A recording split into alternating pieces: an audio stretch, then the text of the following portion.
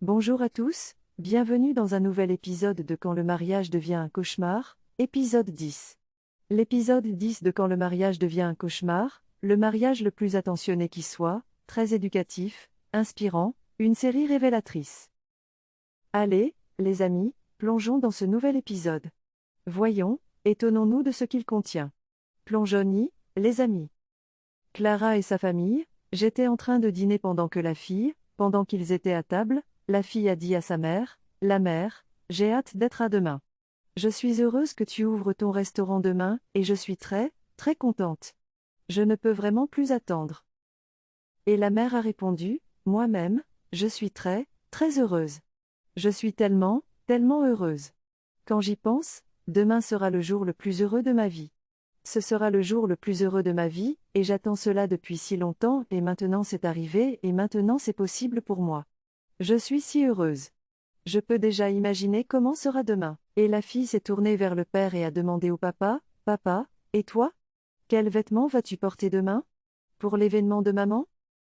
Et j'ai dit, quels vêtements? Pour quoi faire? Oui, pour l'événement et pour l'ouverture du restaurant. Et j'ai répondu, je n'y vais pas. Je préfère être mort plutôt que d'assister à cette cérémonie. Et la femme a dit, Jonathan, s'il te plaît, fais attention à tes paroles. Fais attention à ce que tu dis. Et j'ai répondu, oh, je devrais faire attention à mes paroles. Donc je ne sais pas ce que je dis en ce moment. Tu t'attends à ce que j'aille à un endroit pour lequel je ne t'ai pas donné d'argent? Que c'est un autre homme qui a financé l'endroit pour toi. Donc je devrais y aller. La fille a dit, Papa, tu dis que parce que c'est un autre homme qui a financé l'endroit, tu n'as pas besoin d'y aller? C'est ce que tu dis, papa? Tu n'as pas besoin d'y aller, mais laisse-moi te dire que le même endroit dont tu parles, c'est cette nourriture que tu manges en ce moment qui en vient, de cet endroit, de cette poche.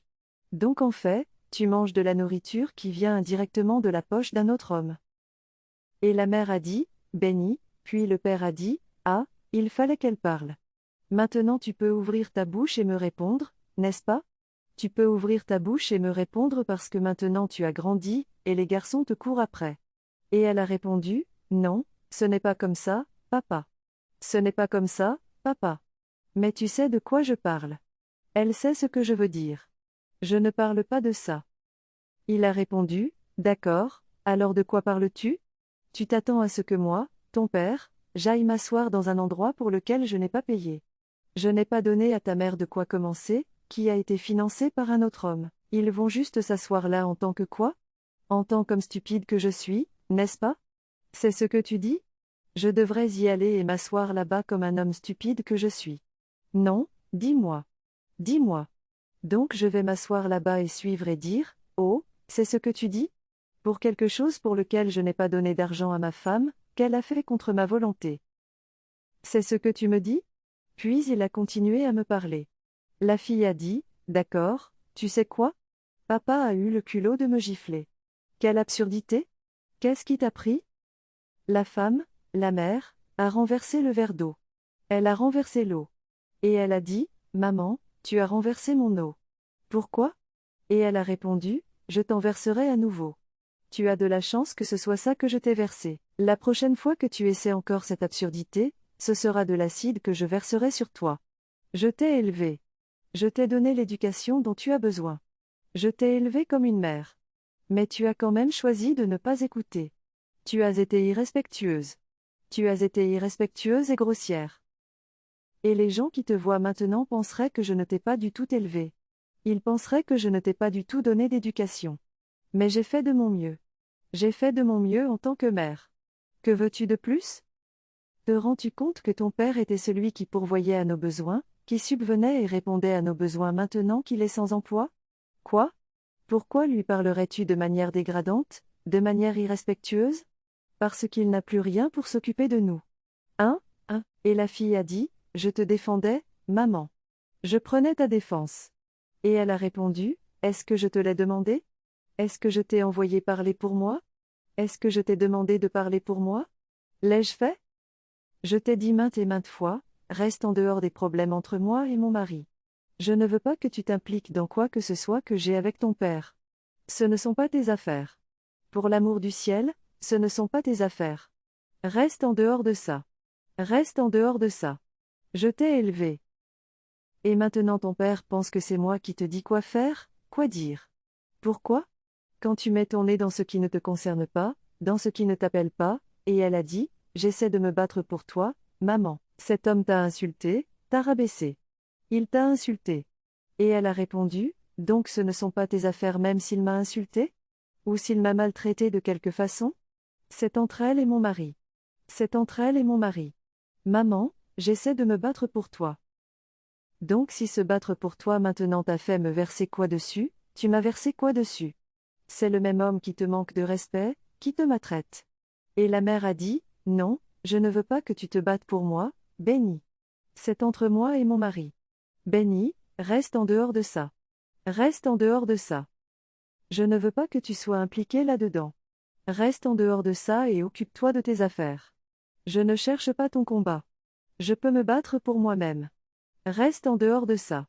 Puis la mère est sortie. Ensuite, la fille s'est regardée et a dit, je suis trempée. Pourquoi ma mère m'a-t-elle fait ça? Malgré le fait que j'essaie de me battre pour elle, elle m'a fait ça. Je suis toute trempée et elle a continué à pleurer. Elle pleurait amèrement. Tu te rends compte? Voici Ang. Ang est en route pour le travail. Puis la mère est venue à sa rencontre. Elle a dit, oh fils, tu pars déjà? Il a répondu, oui, j'ai une réunion à laquelle assister. Et après, j'irai au bureau. Et elle a dit, aujourd'hui n'est-ce pas l'inauguration de ton ami? N'ouvre-t-elle pas un restaurant aujourd'hui? Il a répondu, oui, c'est le cas. Tu n'iras pas la soutenir? Et j'ai répondu, non, je ne la soutiens pas. Aujourd'hui est pour elle. Aujourd'hui est un jour heureux. Et je ne veux pas soutenir les choses pour elle. Un mari devrait être celui qui la soutient, qui est là pour elle. Et la mère a dit, il semble vraiment que tu aies un amour sincère pour elle. Tu as un amour sincère pour elle. Et il a répondu, oui, Clara est la seule femme que j'aime, à qui j'ai donné mon cœur parce que cette femme est la même raison pour laquelle je suis qui je suis aujourd'hui. Elle a vendu sa terre. Si elle n'avait pas vendu la terre, je ne serais pas ce que je suis. Je suis aujourd'hui. Et donc je lui dois tout. Je lui dois tout. Alors la mère a dit, mais tu as dit qu'elle n'est pas heureuse, qu'elle est maltraitée par son mari. Et j'ai répondu, c'est un choix à faire, maman. C'est un choix à faire si elle décide qu'elle veut quitter le mariage aujourd'hui. Je suis là à l'attendre. Je suis là à l'attendre. J'ouvrirai volontiers mes bras pour l'accueillir. Et si elle dit qu'elle veut rester dans le mariage, je continuerai à l'attendre parce qu'elle est quelqu'un que j'aime et que je respecte beaucoup, même si je l'ai perdue au profit d'un autre homme. Je la respecte beaucoup. Et la mère a dit, tu me dis que tu ne te marieras pas et n'auras pas tes propres enfants? Ang, tu es le seul fils que j'ai. Et Ang a répondu, maman, si tu viens avec ça maintenant, s'il te plaît, laisse-moi te rappeler que tu as aussi des filles qui te donnent des petits-enfants. Alors laisse-moi tranquille. Ne me mêle pas à ça. Tel que je suis, je ne suis pas prêt pour tout ça. Je ne suis pas prêt à faire entrer une femme dans ma vie en ce moment parce que Clara est la seule femme qui possède mon cœur, dont je suis amoureux. Et je suis prêt à l'attendre, et si tu ne veux pas, j'adopterai. J'opterai pour l'adoption. Et c'est ce que je vais faire. Maman, s'il te plaît, ne soulève plus cette question. Ne la soulève plus. Je n'en veux pas. Je n'en veux pas. Je ne suis pas prêt pour tout ça. S'il te plaît. Puis il est parti et est sorti. Alors la mère s'est dit, qu'est-ce qui a pris ce garçon? Pourquoi se comporte-t-il ainsi? Pourquoi est-il si épris d'elle? Pourquoi ne veut-il pas aller de l'avant dans sa vie? Et voici Joe qui boit avec son ami Kennedy. Alors Kennedy a dit, tu ne vas pas aller à l'inauguration de ta femme? Elle a besoin de toi là-bas. Tu n'iras pas soutenir ta femme? Et il a répondu, non, je ne vais nulle part. Je devrais aller dans un endroit où je ne suis pas celui qui lui a donné l'argent pour ouvrir, que cela lui a été donné par un autre homme. Alors que devrais-je aller y faire? Que devrais-je aller y faire? Et Kennedy a dit, eh bien, gars, je ne suis pas à ta place et je ne pourrai jamais être à ta place parce que j'aime ma femme et je suis prêt à soutenir ma femme quoi qu'il arrive, de toute façon. Je suis prêt à soutenir ma femme. Oui. Et il a dit, d'accord, je n'y vais toujours pas. Et il a répondu, d'accord, si tu n'y vas pas, trinquons à ça. Trinquons à ton absence. Mais moi, j'y vais. Et je te le dis encore, vas-y. Et il l'a regardé. Bonjour à tous, bienvenue dans un nouvel épisode de Quand le mariage devient un cauchemar, Épisode 10. L'épisode 10 de Quand le mariage devient un cauchemar, le mariage le plus attentionné qui soit, très éducatif, inspirant, une série révélatrice. Allez, les amis, plongeons dans ce nouvel épisode. Voyons, étonnons-nous de ce qu'il contient. Plongeons-y, les amis. Clara et sa famille, j'étais en train de dîner pendant qu'ils étaient à table, la fille a dit à sa mère, la mère, j'ai hâte d'être à demain. Je suis heureuse que tu ouvres ton restaurant demain, et je suis très, très contente. Je ne peux vraiment plus attendre. Et la mère a répondu, moi-même, je suis très, très heureuse. Je suis tellement, tellement heureuse. Quand j'y pense, demain sera le jour le plus heureux de ma vie. Ce sera le jour le plus heureux de ma vie, et j'attends cela depuis si longtemps, et maintenant c'est arrivé, et maintenant c'est possible pour moi. Je suis si heureuse. Je peux déjà imaginer comment sera demain. Et la fille s'est tournée vers le père et a demandé au papa, Papa, et toi? Quels vêtements vas-tu porter demain? Pour l'événement de maman? Et j'ai dit, quels vêtements? Pour quoi faire? Oui, pour l'événement et pour l'ouverture du restaurant. Et j'ai répondu, je n'y vais pas. Je préfère être mort plutôt que d'assister à cette cérémonie.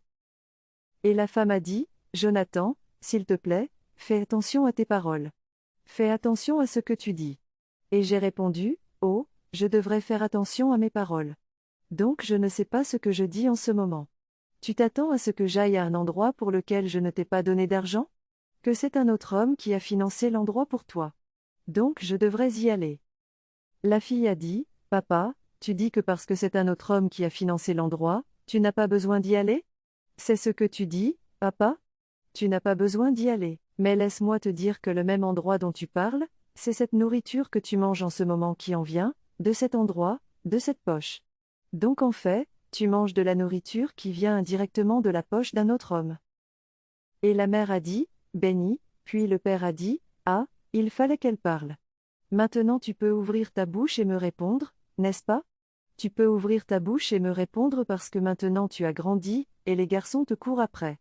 Et elle a répondu, non, ce n'est pas comme ça, papa. Ce n'est pas comme ça, papa. Mais tu sais de quoi je parle. Elle sait ce que je veux dire. Je ne parle pas de ça. Il a répondu, d'accord, alors de quoi parles-tu? Tu t'attends à ce que moi, ton père, j'aille m'asseoir dans un endroit pour lequel je n'ai pas payé. Je n'ai pas donné à ta mère de quoi commencer, qui a été financé par un autre homme. Ils vont juste s'asseoir là en tant que quoi? En tant comme stupide que je suis, n'est-ce pas? C'est ce que tu dis? Je devrais y aller et m'asseoir là-bas comme un homme stupide que je suis. Non, dis-moi. Dis-moi. Donc je vais m'asseoir là-bas et suivre et dire, oh, c'est ce que tu dis? Pour quelque chose pour lequel je n'ai pas donné d'argent à ma femme, qu'elle a fait contre ma volonté. C'est ce que tu me dis? Puis il a continué à me parler. La fille a dit, d'accord, tu sais quoi? Papa a eu le culot de me gifler. Quelle absurdité? Qu'est-ce qui t'a pris? La femme, la mère, a renversé le verre d'eau. Elle a renversé l'eau.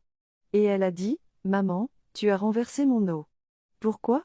Et elle a répondu, je t'en verserai à nouveau.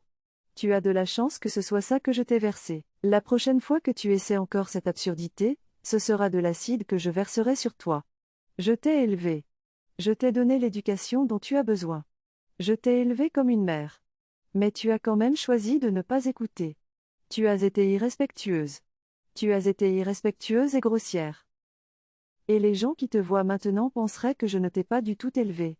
Ils penseraient que je ne t'ai pas du tout donné d'éducation. Mais j'ai fait de mon mieux. J'ai fait de mon mieux en tant que mère. Que veux-tu de plus? Te rends-tu compte que ton père était celui qui pourvoyait à nos besoins, qui subvenait et répondait à nos besoins maintenant qu'il est sans emploi? Quoi? Pourquoi lui parlerais-tu de manière dégradante, de manière irrespectueuse? Parce qu'il n'a plus rien pour s'occuper de nous. Hein? Et la fille a dit, je te défendais, maman. Je prenais ta défense. Et elle a répondu, est-ce que je te l'ai demandé? Est-ce que je t'ai envoyé parler pour moi? Est-ce que je t'ai demandé de parler pour moi? L'ai-je fait? Je t'ai dit maintes et maintes fois, reste en dehors des problèmes entre moi et mon mari. Je ne veux pas que tu t'impliques dans quoi que ce soit que j'ai avec ton père. Ce ne sont pas tes affaires. Pour l'amour du ciel, ce ne sont pas tes affaires. Reste en dehors de ça.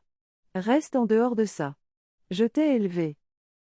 Et maintenant ton père pense que c'est moi qui te dis quoi faire, quoi dire. Pourquoi? Quand tu mets ton nez dans ce qui ne te concerne pas, dans ce qui ne t'appelle pas, et elle a dit, j'essaie de me battre pour toi, maman. Cet homme t'a insulté, t'a rabaissé. Il t'a insulté. Et elle a répondu, donc ce ne sont pas tes affaires même s'il m'a insulté? Ou s'il m'a maltraité de quelque façon? C'est entre elle et mon mari. C'est entre elle et mon mari. Maman, j'essaie de me battre pour toi. Donc si se battre pour toi maintenant t'a fait me verser quoi dessus, tu m'as versé quoi dessus? C'est le même homme qui te manque de respect, qui te maltraite. Et la mère a dit, non, je ne veux pas que tu te battes pour moi, Béni. C'est entre moi et mon mari. Béni, reste en dehors de ça. Reste en dehors de ça. Je ne veux pas que tu sois impliqué là-dedans. Reste en dehors de ça et occupe-toi de tes affaires. Je ne cherche pas ton combat. Je peux me battre pour moi-même. Reste en dehors de ça. Puis la mère est sortie. Ensuite, la fille s'est regardée et a dit, je suis trempée. Pourquoi ma mère m'a-t-elle fait ça? Malgré le fait que j'essaie de me battre pour elle, elle m'a fait ça. Je suis toute trempée et elle a continué à pleurer. Elle pleurait amèrement. Tu te rends compte? Voici Ang. Ang est en route pour le travail. Puis la mère est venue à sa rencontre. Elle a dit, oh fils, tu pars déjà? Il a répondu, oui, j'ai une réunion à laquelle assister. Et après, j'irai au bureau. Et elle a dit, aujourd'hui n'est-ce pas l'inauguration de ton ami? N'ouvre-t-elle pas un restaurant aujourd'hui? Il a répondu, oui, c'est le cas. Tu n'iras pas la soutenir? Et j'ai répondu, non, je ne la soutiens pas. Aujourd'hui est pour elle. Aujourd'hui est un jour heureux. Et je ne veux pas soutenir les choses pour elle. Un mari devrait être celui qui la soutient, qui est là pour elle. Et la mère a dit, il semble vraiment que tu aies un amour sincère pour elle. Tu as un amour sincère pour elle. Et il a répondu, oui, Clara est la seule femme que j'aime, à qui j'ai donné mon cœur parce que cette femme est la même raison pour laquelle je suis qui je suis aujourd'hui. Elle a vendu sa terre. Si elle n'avait pas vendu la terre, je ne serais pas ce que je suis. Je suis aujourd'hui. Et donc je lui dois tout. Je lui dois tout. Alors la mère a dit, mais tu as dit qu'elle n'est pas heureuse, qu'elle est maltraitée par son mari. Et j'ai répondu, c'est un choix à faire, maman. C'est un choix à faire si elle décide qu'elle veut quitter le mariage aujourd'hui. Je suis là à l'attendre. Je suis là à l'attendre. J'ouvrirai volontiers mes bras pour l'accueillir. Et si elle dit qu'elle veut rester dans le mariage, je continuerai à l'attendre parce qu'elle est quelqu'un que j'aime et que je respecte beaucoup, même si je l'ai perdue au profit d'un autre homme. Je la respecte beaucoup. Et la mère a dit, tu me dis que tu ne te marieras pas et n'auras pas tes propres enfants? Ang, tu es le seul fils que j'ai. Et Ang a répondu, maman, si tu viens avec ça maintenant, s'il te plaît, laisse-moi te rappeler que tu as aussi des filles qui te donnent des petits-enfants. Alors laisse-moi tranquille. Ne me mêle pas à ça. Tel que je suis, je ne suis pas prêt pour tout ça. Je ne suis pas prêt à faire entrer une femme dans ma vie en ce moment parce que Clara est la seule femme qui possède mon cœur, dont je suis amoureux. Et je suis prêt à l'attendre, et si tu ne veux pas, j'adopterai. J'opterai pour l'adoption. Et c'est ce que je vais faire. Maman, s'il te plaît, ne soulève plus cette question. Ne la soulève plus. Je n'en veux pas. Je n'en veux pas. Je ne suis pas prêt pour tout ça. S'il te plaît. Puis il est parti et est sorti. Alors la mère s'est dit, qu'est-ce qui a pris ce garçon? Pourquoi se comporte-t-il ainsi? Pourquoi est-il si épris d'elle? Pourquoi ne veut-il pas aller de l'avant dans sa vie? Et voici Joe qui boit avec son ami Kennedy. Alors Kennedy a dit, tu ne vas pas aller à l'inauguration de ta femme? Elle a besoin de toi là-bas. Tu n'iras pas soutenir ta femme? Et il a répondu, non, je ne vais nulle part. Je devrais aller dans un endroit où je ne suis pas celui qui lui a donné l'argent pour ouvrir, que cela lui a été donné par un autre homme. Alors que devrais-je aller y faire? Que devrais-je aller y faire? Et Kennedy a dit, eh bien, gars, je ne suis pas à ta place et je ne pourrai jamais être à ta place parce que j'aime ma femme et je suis prêt à soutenir ma femme quoi qu'il arrive, de toute façon. Je suis prêt à soutenir ma femme. Oui. Et il a dit, d'accord, je n'y vais toujours pas. Et il a répondu, d'accord, si tu n'y vas pas, trinquons à ça. Trinquons à ton absence. Mais moi, j'y vais. Et je te le dis encore, vas-y. Et il l'a regardé.